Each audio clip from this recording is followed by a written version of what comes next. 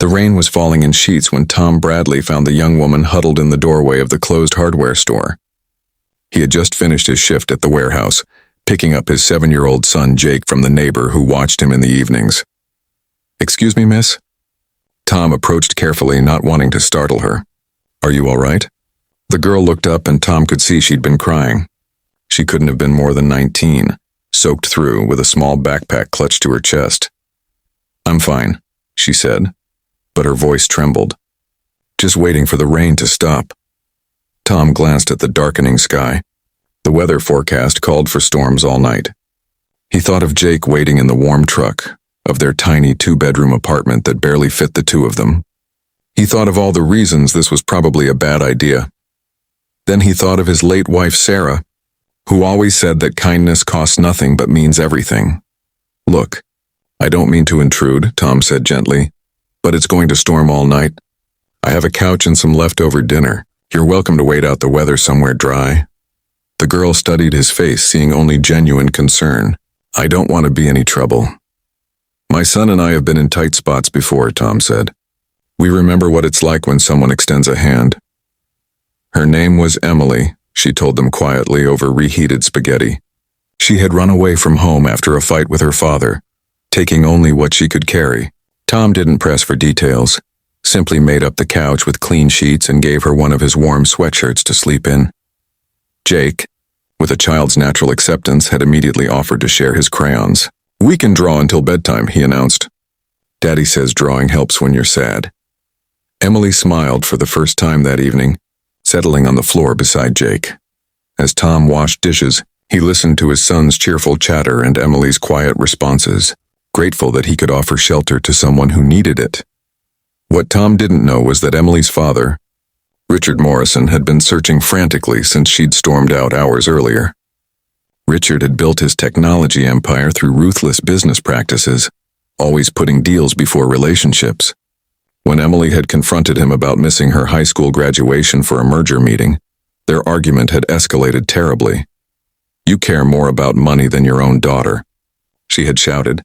"I'm building a future for you," Richard had replied, defensive and angry. "I don't want your future," Emily had said coldly. "I just wanted my father." Now, as Emily lay on Tom's worn couch in the apartment that could fit in her bedroom at home, she thought about the man who had opened his door without hesitation. Tom worked hard. That much was obvious from his calloused hands and tired eyes.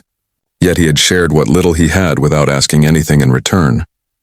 The next morning, Emily helped Jake make pancakes while Tom got ready for work. She watched him pack their lunches with careful efficiency, making sure Jake had enough to eat even if it meant Tom's own lunch was sparse. "Thank you for letting me stay," Emily said as Tom prepared to drop Jake at school. "You didn't have to be so kind." "Everyone needs help sometimes," Tom replied simply. Besides, Jake enjoyed having company. "It gets lonely for him sometimes, just the two of us." Emily made a decision then. "I should probably call my father," she admitted. "Let him know I'm safe." When Richard arrived an hour later in his expensive car, the contrast with Tom's modest neighborhood was striking.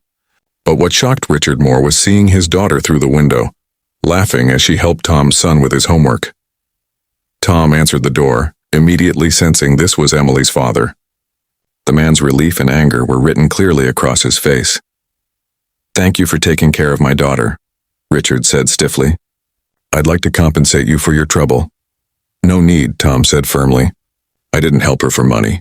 I helped her because it was the right thing to do." Richard pulled out his checkbook anyway. "Please, I insist. Name your price." Tom's voice remained gentle but firm. "Mr. Morrison, your daughter didn't need money last night. She needed someone to show her that kindness still exists in the world, that some people help others simply because they can."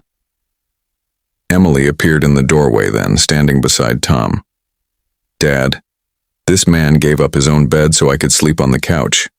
He shared food he could barely afford to share, and he never once asked who I was or what I could do for him." Richard looked at his daughter, then at Tom, seeing something in the poor man's dignity that he had lost somewhere along his climb to success. "You're right," Richard said quietly, putting away his checkbook. "I apologize. I've spent so long measuring everything in dollars that I forgot some things can't be bought.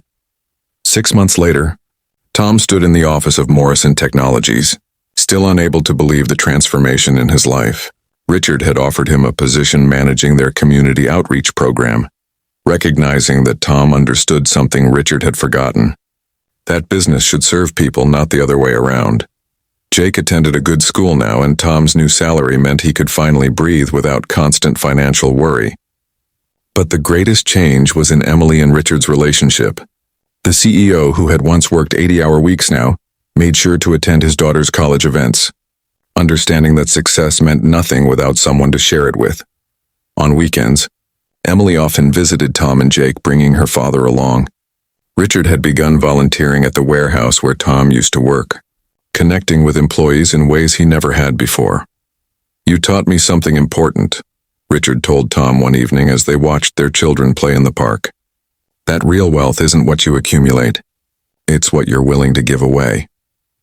Tom smiled, thinking of that rainy night when he had chosen compassion over caution. Sometimes the smallest acts of kindness create ripples that change lives in ways we never imagine. All it takes is a willingness to open our door to someone in need, trusting that in helping others, we often save ourselves. True generosity isn't measured by how much we have to give, but by our willingness to share what little we possess with someone who needs it more.